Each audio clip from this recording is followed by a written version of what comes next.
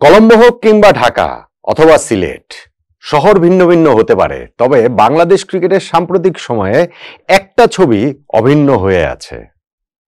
টি-20 series Bangladesh খেলবে, Bangladesh series জিতবে এবং সেই সিরিজ জয়ের পরে ক্যাপ্টেন লিটন দাস ট্রফি নিয়ে উল্লাস করবেন দলের সঙ্গে।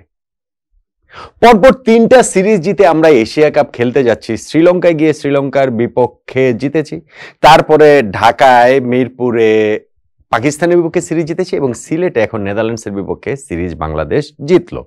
এর মধ্যে আরো একটা ব্যাপার কমন রয়েছে, বাংলাদেশ ক্রিকেটের কমন ছবি যেটা আমি বলছিলাম, সেটা হচ্ছে মাঝখানে পাকিস্তানের বিপক্ষে সিরিজটা বাদ দিলে প্রথম এবং শেষ শ্রীলঙ্কার বিপক্ষে এবং নেদারল্যান্ডসের বিপক্ষে এই দুইটা সিরিজে প্লেয়ার অব দ্য সিরিজও বাংলাদেশের ক্যাপ্টেন লিটন দাস। ফলে এশিয়া কাপে বাংলাদেশ একটা বড় প্রত্যাশা নিয়ে, আমাদের ক্যাপ্টেন লিটন দাস একটা বড় প্রত্যাশা নিয়ে খেলতে যাচ্ছেন, সেটা আমরা বলতেই পারি। আলোচনার যে বিষয় সেইটা হচ্ছে এই যে নেদারল্যান্ডসের বিপক্ষে সিরিজের লাস্ট টি-20 ম্যাচ, যেই ম্যাচটা বৃষ্টির কারণে ভেসে গেল, যেই ম্যাচে আমরাও আমাদের ব্যাটিং ইনিংসের পুরোটা শেষ করতে পারিনি, 18.2 ওভার মাত্র খেলাটা হয়েছে, সেইখানটাতে লিটন দাস যেই ব্যাটিংটা করেছেন, 73 রানের একটা ইনিংস খেলেছেন 46 বলে এবং ওপেনার হিসেবে নেমে, এখন কি আমরা লিটনকে ওপেনার হিসেবে কনসিড করব এশিয়া কাপের জন্য? আবার 3 নম্বরে যিনি ব্যাটিং করেছেন তাওহিদ হৃদয়, তিনি তো এই ম্যাচে মোটা দাগে স্ট্রাগল করেছেন, তাহলে কি তাওহিদ হৃদয়কে আমরা আর কনসিডার করব না? শামীম পাটোয়ারি যে 4 নম্বরে খেলেছেন সেইটারই বা কি হবে? বাংলাদেশের এই তৃতীয় টি-20 ম্যাচটাতে নিয়মিত যে দুইজন ওপেনার তানজিদ হাসান তামিম এবং পারভেজ হোসেন ইমন, তাদেরকে একাদশের বাইরে রাখা হয়েছে, এশিয়া কাপেও কি তাদের একাদশের বাইরে রেখেই বাংলাদেশ খেলবে?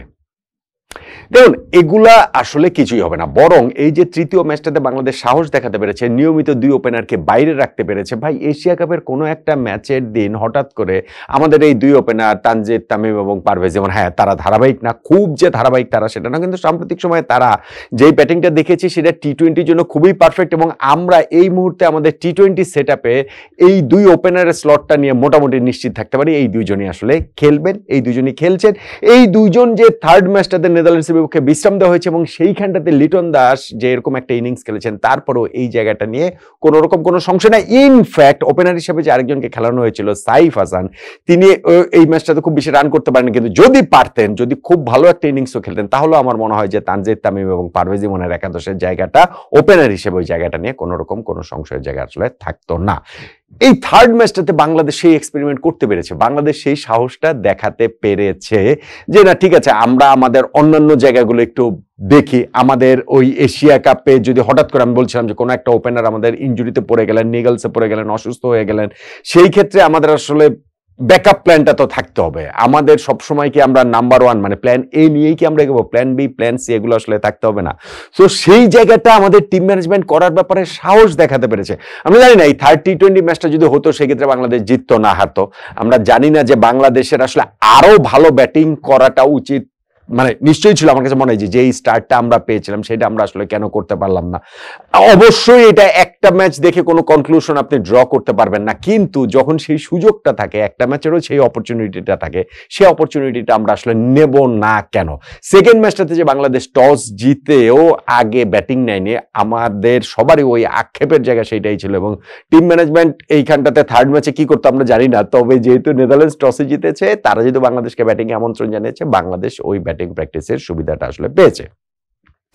লিটন দাসের কথা বলছিলাম যে তার ব্যাটিং তো অধারাবাহিক, সেটা তো আমরা মানে অনেকটা দীর্ঘ সময় ধরেই সেটা দেখেছি, কিন্তু এই যে সাম্প্রতিক সময় আমি এই সিরিজটার আগে একটা ভিডিও করেছিলাম যে শ্রীলঙ্কার বিপক্ষে সিরিজটা যে একটা ব্যতিক্রম নয়, সেটা প্রমাণের দায় লিটন দাসের এই নেদারল্যান্ডসের বিপক্ষে সিরিজে থাকবে। শ্রীলঙ্কার বিপক্ষে সিরিজেও Liton player of the series নির্বাচিত হয়েছিলেন, 3 ম্যাচ মিলিয়ে তিনি 114 রান করেছিলেন এবং এই সিরিজটাতেও তিনি প্লেয়ার অব দ্য সিরিজ নির্বাচিত হলেন নেদারল্যান্ডসের বিপক্ষে। এইবার 3 ম্যাচ মিলিয়ে তিনি 145 রান করলেন। প্রথম ম্যাচটাতে 29 বলে 54 রানে তিনি হচ্ছে অপরাজিত ছিলেন, সেকেন্ড ম্যাচে 18 বলে 18 রানে অপরাজিত ছিলেন।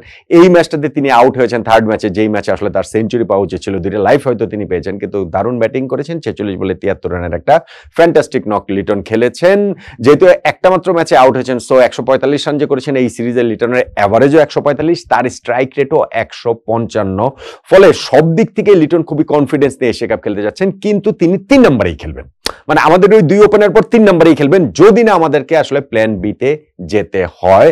ঠিক তেমনি ভাবে এই জায়গাটাতে আমি মনে করি যে না, তাওহিদ হৃদয় স্ট্রাগলিং ব্যাডলি, মানে আমরা এই ম্যাচটাতে দেখতে পেয়েছি, কিন্তু স্টিল আমি এখনো মনে করি যে তাওহিদ হৃদয় আমাদের একমাত্র প্রপার মিডল অর্ডার ব্যাটসম্যান। এই থার্ড ম্যাচটাতে যেমন তাকে 3 নম্বরে খেলানো হয়েছে, সেইটাও যে ঠিক আছে এই পরিস্থিতি বিবেচনায় হয়তো খেলানো হয়েছে, কিন্তু ওই 4 নম্বর 5 নম্বরে আমি এখনো মনে করি যে তাওহিদ হৃদয় এরকম একটা জঘন্য টি-20 ইনিংস খেলার পরও এশিয়া কাপে তার কাছ থেকে আসলে বড় কিছুই আমরা এক্সপেক্ট করব। সেটা যদি না হয় তাহলে বাংলাদেশ ওই জায়গাটাতে আসলে স্ট্রাগল করবে। আবার যেমন ধরেন যে শামীমকে 4 নম্বরে খেলানো হয়েছে, তিনি মোটামুটি ভালোই পারফর্ম করেছেন। 5-6 ওখানে জাকের আলী অনেক এবং নুরুল হাসান সোহান তারাও খুব ভালো পারফর্ম করেছেন। আমরা জানি ইনিংসের শেষটা আরেকটু ভালো তারা হয়তো বা করতে পারতেন, যে যেই 10টা বল ছিল। ওভারঅলি আমাদের ওই জায়গাটাতে ব্যাটিং এর আরেকটু ভালো করার সুযোগ তো আসলে ছিলই। আমাদের যেন বৃষ্টির কারণে প্রথম দফা যখন খেলাটা বন্ধ হয় তখন 4.1 ওভারে বাংলাদেশের স্কোর ছিল 1 উইকেটে 60। সেইখান থেকে আবার যখন দ্বিতীয় দফা বৃষ্টিতে খেলাটা পোস্টপন্ড হয়ে গেল তখন কিন্তু বাংলাদেশের স্কোর 18.2 ওভার 164। অর্থাৎ বৃষ্টির পরের যে বাংলাদেশ 14.1 ওভার ব্যাটিং করেছে সেখানে আর মাত্র 104 রান করতে পেরেছে। প্রথম 4.1 ওভারে আমরা 14.5 রান রেটে ব্যাটিং করেছে, আর পরের 14.1 ওভারে আমরা 7.5 রান রেটের মতো ব্যাটিং করেছে। ফলে আমাদের ওই জায়গায় উন্নতির সুযোগ তো রয়েছেই, কিন্তু এশিয়া কাপের আগে এই জিনিসগুলো খুঁটিয়ে নাটিয়ে দেখার, এই যে পারমুটেশন কম্বিনেশন করে দেখার, বিভিন্ন জায়গায় খেলে দেখার সেই সুযোগটা সেকেন্ড ম্যাচও বাংলাদেশ টিম ম্যানেজমেন্ট নিতে পারতো, সেটা নেয়নি। থার্ড ম্যাচটা যদি পুরোটা হতো সেই ক্ষেত্রে আমাদের বোলিং ডিপার্টমেন্টের ক্ষেত্রেও আমরা এই কাজটা আসলে একটু করতে পারতাম। টিম ম্যানেজমেন্ট অ্যাটলিস্ট থার্ড ম্যাচে গিয়েও যে এই কোড আনকোড সাহসটা দেখাতে পেরেছে, আউট অফ দ্য বক্স তারা ভাবতে পেরেছে। ধরুন 2 ওপেনারকে বসিয়েই তারা এই যে এইভাবে লিটনকে সাইফকে দিয়ে ওপেন করেছে, 3 নম্বরে তাওহিদ হৃদয়কে খেলিয়েছে। এইটা আমি মনে করি যে টিম ম্যানেজমেন্ট একটা ব্রেভ ডিসিশন নিয়েছে।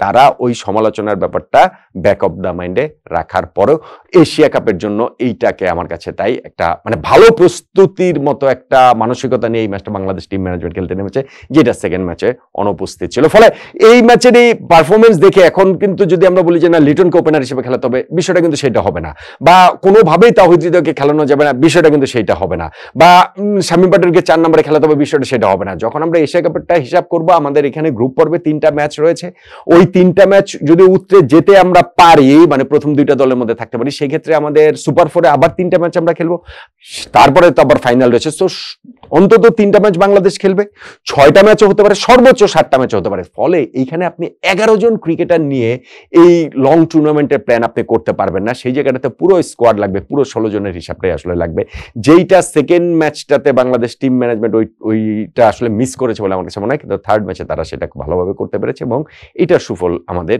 এশিয়া কাপে গিয়ে আমরা পাবো বলে ওই এক্সপেকটেশন তো আমাদের থাকতেই পারে। দলের পারফরমেন্সের কারণে, ক্যাপ্টেনের পারফরমেন্সের কারণে, টিম ম্যানেজমেন্ট লাস্ট ম্যাচে যে সাহসী পারফরমেন্স দেখিয়েছে সিদ্ধান্ত নেবার ক্ষেত্রে, সেই পারফরমেন্সের কারণে। কি বলেন আপনি?